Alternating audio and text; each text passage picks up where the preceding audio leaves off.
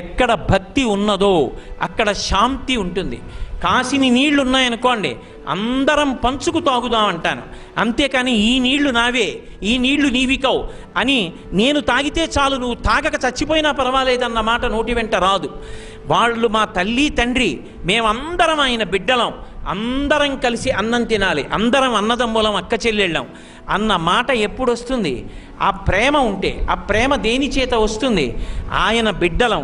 ఏమిటి మన మధ్య ఉన్న అనుబంధం అంటే, మాతాచ పార్వతీదేవి పితాదేవో మహేశ్వర బాంధవా శివభక్తాశ్చ స్వదేశో భువనత్రయం. నా తల్లి భ్రమరాంబ, నా తండ్రి మల్లికార్జునుడు. మీరెందుకు వచ్చారు? మీకు తల్లి భ్రమరాంబ, మీకు తండ్రి మల్లికార్జునుడు. ఇప్పుడు మీరందరు నాకేమవుతారు? నా అక్క చెల్లెళ్ళు. మీ అందరు ఏమవుతారు? నా అన్నదమ్ములు. అయినప్పుడు నేనొక్కడిని అన్నం తిని మీరు అన్నం తినకుండా ఉంటే నేను ఉండగలనా? అక్కడికి వెళ్ళినప్పుడు ప్రేమ బయలుదేరుతుంది, జాతీయ సమైక్యత బయలుదేరుతుంది. స్త్రీ పురుషత పండిత పామర కుల మత వర్ణ విచక్షణ లేకుండా మనందరం ఆ తల్లిదండ్రుల బిడ్డలం, మనందరం కలిసి బ్రతకాలి. పక్కవాడి గురించి ఆలోచించాలనేటటువంటి భావన దేని చేత కలుగుతుంది అంటే భక్తి ఒక్కదాని వల్లే కలుగుతుంది. భక్తి ప్రేమనిస్తుంది, భక్తి మనిషికి భయాన్ని పెడుతుంది, అదే భక్తి ధైర్యాన్ని ఇస్తుంది. నేను ఒక తప్పు చెయ్యాలనుకోండి, నాకు అధికారం ఉంది కదా అని సంతకం పెట్టి ఇలా చెయ్యి కింద పెట్టి డబ్బు పుచ్చుకోను. ఎందుకంటే మల్లికార్జునుడు చూస్తున్నాడన్న భయం, అది ఆరోగ్యవంతమైన భయం. అదే సమయంలో నాకు ధైర్యం ఉంటుంది. నువ్వు ఏ ధైర్యం చూసుకొని ఇలా మాట్లాడతావు? నా వెనక స్వామి ఉన్నాడు, నా వెనక అమ్మ ఉంది, వాళ్ళిద్దరూ నా వెనక ఉన్నారన్నది నా ధైర్యం. నేను ఒక మంచి మాట చెప్పాలంటే వాళ్ళు ఉన్నారన్నది నా ధైర్యం. నేను నా దగ్గరున్న దాంట్లో ఒకరికి పెట్టాలంటే నాకున్న ధైర్యం, వాడు నన్ను కాపాడతాడన్న ధైర్యం. మనిషికి ధైర్యాన్ని ఇచ్చేది భక్తి, మనిషికి భయాన్ని ఇచ్చేది భక్తి. అందుకే ఈ దేశంలో ఒకానొకప్పుడు తాళం కప్ప తెలియదు అంటే భక్తి కారణం. తాళం కప్ప ఇంటికి వేసేవారు కాదు. ఎందుకు వేసేవారు కాదు అంటే, పక్కవాడి వస్తువు తీస్తే పరమేశ్వరుడు చూస్తాడు. ఈ జన్మలో 50 ఏళ్ళుంటాను, 60 ఏళ్ళుంటాను, 70 ఏళ్ళుంటాను, 100 ఏళ్ళుంటాను, కానీ నేను దొంగతనం చేసి తెచ్చినది అనుభవించిన ఈశ్వరుడు నా యందు క్రుద్ధుడైతే జన్మ జన్మల యందు దరిద్రుణ్ణైపోతాను. నాకొద్దు ఇంకొకరి వస్తువు, పరద్రవ్యానిలోష్ఠవత్, ఇంకొకరి సొత్తు నాకు బెడ్డతో సమానం అని ఇంటికి తాళం వేసుకోవలసిన అవసరం ఉండేది కాదు. తలుపులు దగ్గర వేసి వెళ్ళిపోతే పక్కవాడి సొత్తు అవతలవాడు తన సొత్తులా కాపాడేవాడు. అది భగవంతుడు ఉన్నాడు అనేటటువంటి భయం చేత, భగవంతుడు ఉన్నాడు అనేటటువంటి ధైర్యం చేత. భయము ధైర్యము రెండు ఏకకాలమునందు ఇవ్వగలిగినది ఏది అంటే భక్తి ఒక్కటే. అందుకే ఈ దేశంలో భక్తి పరమౌషధం. ఆ భక్తి లేదనుకోండి, మీరు మనిషికి 2 పోలీసుల్ని పెట్టినా కూడా ఎవరి మనసులో ఏ నేర ప్రవృత్తి పెరుగుతోందో ఎవరు ఆలోచించగలరు. అదే మనసు సంస్కరింపబడింది అనుకోండి, వాడి మనసు పాలకుండ లాంటిది అనుకోండి. అర్ధరాత్రి అరుణాచలానికి గిరి ప్రదక్షిణం చేస్తూ వర్షంలో తడిచిపోయినటువంటి యవ్వనంలో ఉన్న ఆడది కనపడ్డా, నా తల్లి అపితకుచ అంబ నాకు ఇలా దర్శనం ఇచ్చిందని, అమ్మా కుక్కలు తిరుగుతుంటాయమ్మా, విషక్రిములు వానకి కిందకు వస్తాయమ్మా, అన్నగారి లాంటి వాడినమ్మా, నీ బిడ్డ లాంటి వాడిని నేను వస్తాను, రెండమ్మా కలిసి నడుద్దామని నడుస్తాడు. తన ముందు నడుస్తున్నటువంటి స్త్రీలో భ్రమరాంబని చూసి సంతోషిస్తాడు. నా తల్లి నడుస్తోంది, నా తల్లి బిడ్డని తన వెంట నడిపిస్తోంది, అమ్మా ఇంత ప్రేమ అని ఆనందిస్తాడు. ఆ భావన కలిగిందనుకోండి, నేను పురుషుణ్ణి అనుకుంటే పాలు పొంగుతాయి, అమ్మా అని పిలవగానే పాల మీద నీళ్లు, పాలు కిందకి వెడతాయి. ఆ ఉత్తమమైనటువంటి సంస్కారము, ఉత్తమమైన భావన పరంపర దేని చేత వస్తాయంటే భక్తి చేతనే వస్తాయి. భక్తి మౌఢ్యము కాదు, భక్తి మనిషిని పాడు చేసేది కాదు. భక్తికి ముందు అసహ్యకరమైనటువంటి పేర్లు పెట్టడం, భక్తి తర్వాత అసహ్యకరమైన పేర్లు పెట్టడం, తగుదునమ్మా అని భక్తి వల్ల సమాజం పాడైపోతోందని తీర్మానాలు చేయడం మహాసాహసం. ఈ దేశం ప్రపంచవ్యాప్తంగా గౌరవింపబడింది అంటే కేవలము భక్తి వలన. భక్తి సామ్రాజ్యానికి పట్టాభిషిక్తులైనటువంటి మహాపురుషుల వలన ఈ దేశానికి గౌరవం వచ్చింది.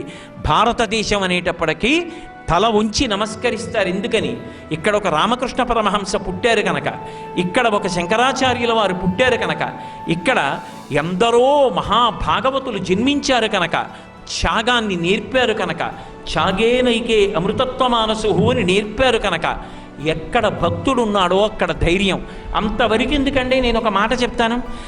ఏమీ తెలియదు, చిన్నపిల్ల, మంచి యవ్వనంలో ఉంది, అమాయకురాలు, తప్పనిసరి పరిస్థితుల్లో పరీక్ష రాయడానికి ఏదో ఊరెడుతోంది. ఎవరికి అప్పచెప్దామని తండ్రి తల్లడిల్లిపోతున్నాడు. తీరా వెళ్ళేటప్పటికీ పిల్ల పడుకునేటటువంటి బెర్త్కి అవతల 2 బెర్తల మీద 2 అయ్యప్పలు ఉన్నారు. నల్లటి బట్టలు కట్టుకుని, విభూతి పెట్టుకుని, బొట్టు పెట్టుకుని ఉన్నారు.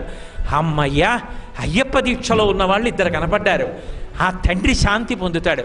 స్వామి స్వామి, నా కూతురు అమాయకురాలు, ఏమీ తెలియదు, పరీక్ష రాయడానికి ఎడుతోంది, కాస్త రేపది పొద్దున్న హైదరాబాదులో దిగే వరకు తోడుగా ఉండండి, దానికి ఏమైనా కావాలంటే చూసి పెట్టండి అని తన సెల్ నెంబర్ ఇచ్చి నా పిల్ల క్షేమంగా చేరిందని నాకు చెప్పరా అంటే, అలాగే స్వామి మేము చెప్తాం అన్నాడు. ముక్కు ముఖం తెలియదు, కానీ ఆ పెట్టుకున్న విభూతి, పెట్టుకున్న బొట్టు, కట్టుకున్న నల్లబట్ట నీకు అంత ఓదార్పునిస్తే ఆచారకాండ నీకు ఓదార్పునివ్వదని ఎవరు చెప్పారు? నీ మనసుకు ఉపశాంతినివ్వదని ఎవరు చెప్పారు? మనిషిని నిలబెట్టగలిగినది ఏదంటే భక్తి. భక్తి నటన చేసినా కూడా మనిషిని ఓదార్పునిస్తుంది. అంత గొప్ప భక్తి. అందుకే శంకర భగవత్పాదులు తల్లి అని పిలిచారు భక్తిని. అటువంటి భక్తి మనం ఎన్నాళ్ళు కలిగి ఉన్నామో అన్నాళ్ళు మనకి ఆ పార్వతీ పరమేశ్వరుల యొక్క అనుగ్రహం నిరంతరంగా ప్రసరిస్తూ ఉంటుంది. అందుకే బాగా జ్ఞాపకం పెట్టుకోండి, భక్తి మౌఢ్యము కాదు. చిన్న పిల్లలప్పటి నుంచి కూడా భక్తి నేర్పాలి. ఆ భక్తి నేర్పలేదనుకోండి, వాడు ఇంజనీర్ అవుతాడేమో, వాడు డాక్టర్ అవుతాడేమో, కానీ సమాజమునకు పనికొచ్చేటటువంటి వాడు మాత్రం కాలేడు. డబ్బు తింటావా? డబ్బు ఆహారమా? ఎందుకు పనికొస్తుంది? తల్లి గర్భము నుండి ధనము తాడెవ్వడు వెళ్ళిపోయిడినాడు వెంటరాదు, లక్షాధికారైన లవణమన్నమే కాని మెరుగు బంగారంబు మింగబోడు, విత్తమార్జన చేసి విర్రవీగుట కాని కూడబెట్టిన సొమ్ము కుడువలేడు, పొందుగా మరుగైన భూమి లోపల పెట్టి దాన ధర్మము లేక దాచి దాచి తుదకు దొంగలకిత్తురో దొరలకవునో, తేనెడు తీగలీయవా తెరుబరులకు భూషణ వికాస శ్రీధర్మ పురనివాస దుష్ట సంహార నరసింహ దురిత దూర.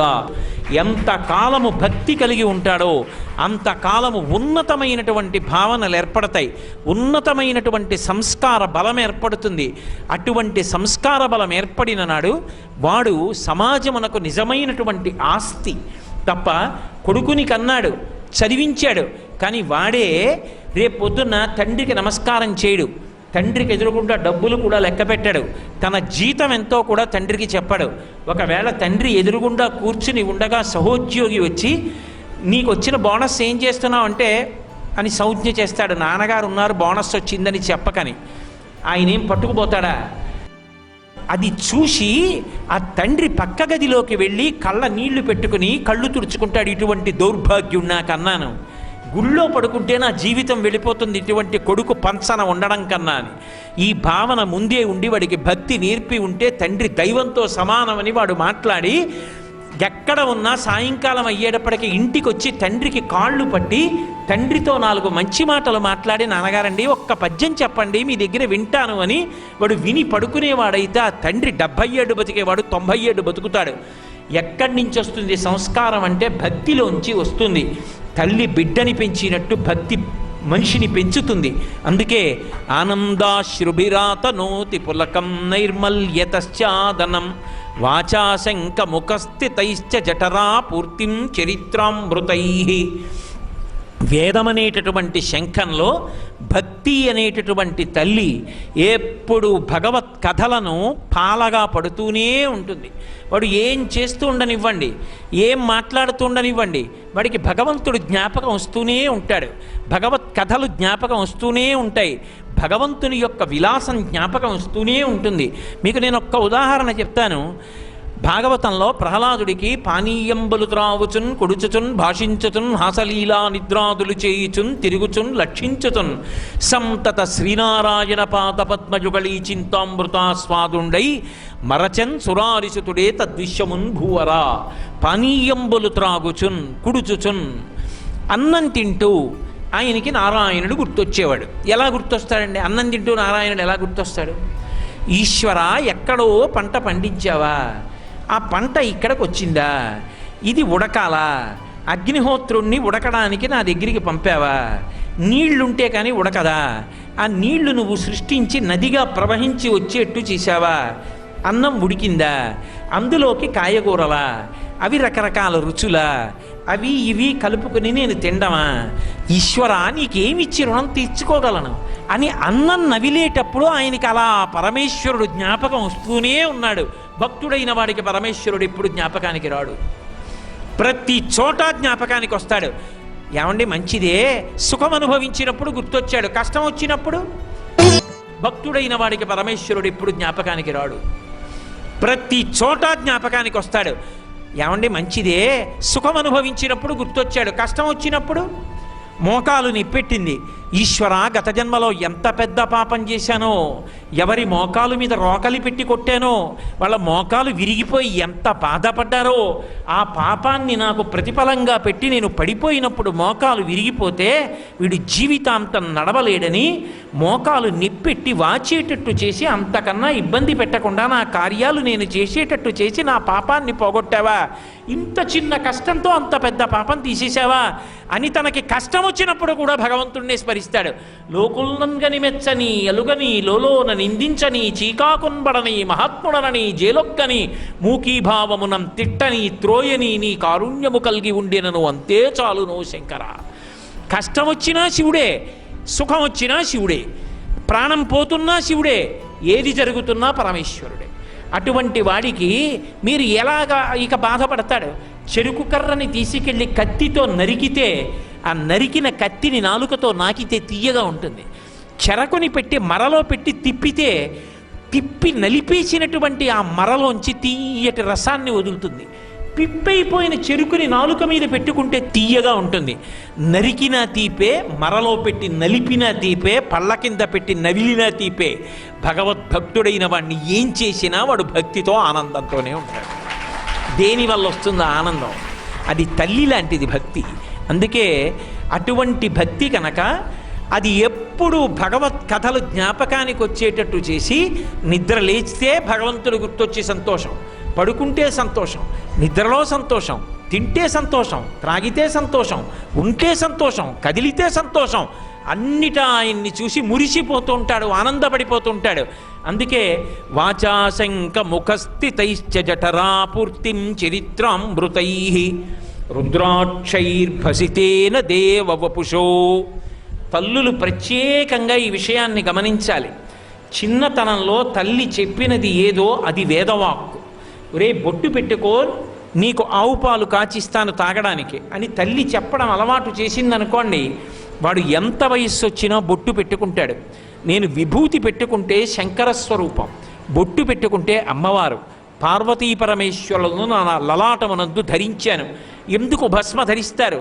స్కాంద పురాణంలో చెప్తారు. స్మ దాని పేరు. స్మ అంటే స్మరణ. ఏ భగవంతుని యొక్క స్మరణ విడిచిపెట్టడం వల్ల ఇన్ని కోట్ల జన్మలు ఎత్తుతున్నావో ఆ భగవంతుడు ఈ జన్మలో ఎప్పుడూ జ్ఞాపకం వచ్చేటట్టుగా చెయ్యగలిగినటువంటి దివ్యమైన ఈశ్వర కాంతి అది స్మ.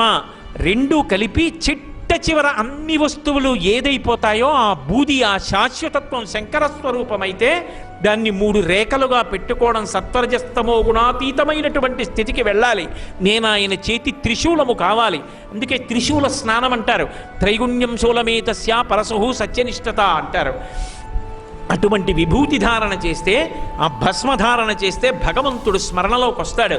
అందుకని నీకెప్పుడు భగవంతుడు జ్ఞాపకంలో ఉండాలి. నీ కథ కంచికి వెళ్ళాలి.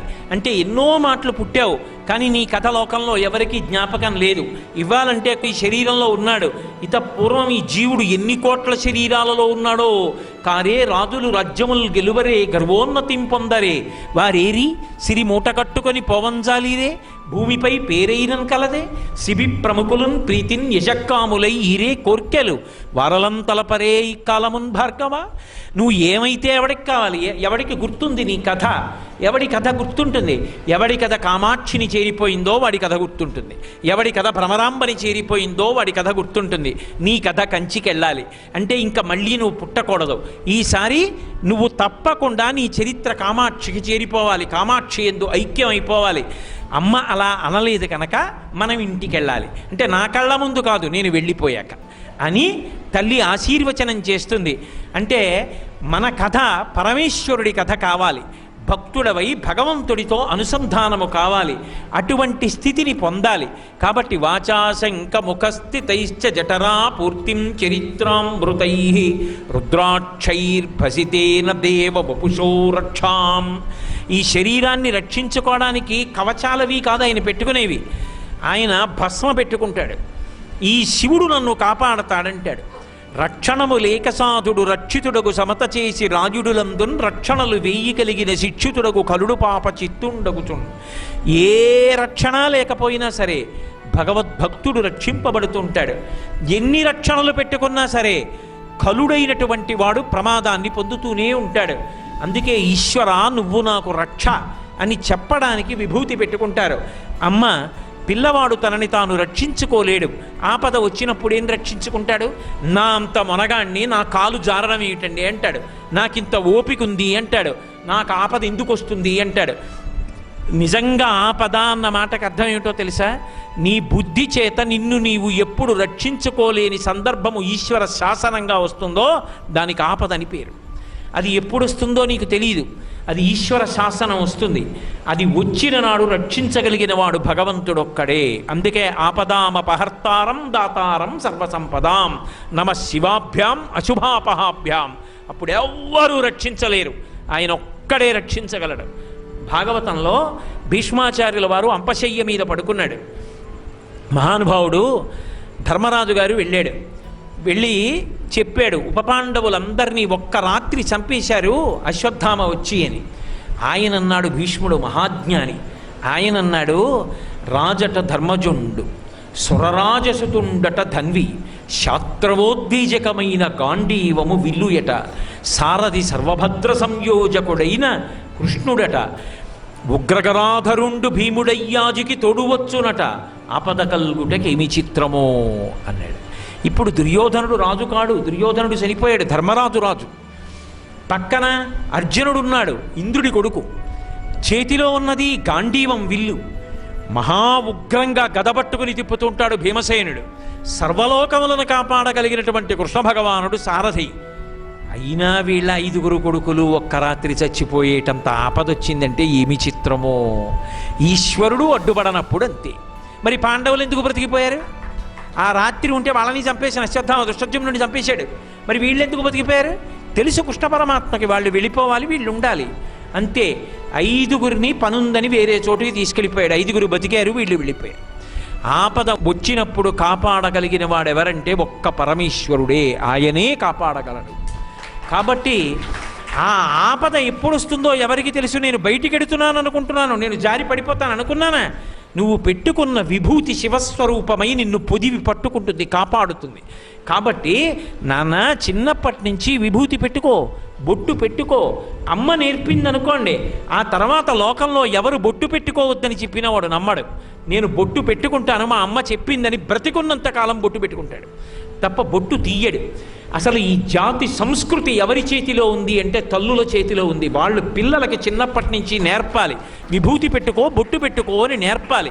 కాబట్టి రుద్రాక్షైర్భసితేన దేవవపుషో రక్షాం భవద్భావనా పర్యంకే వినివేశ్య భక్తి జననీం. ఆ భక్తి కలిగిన వాడు ఎప్పుడూ అలా ఈశ్వరుణ్ణి స్మరిస్తూనే ఉంటాడు.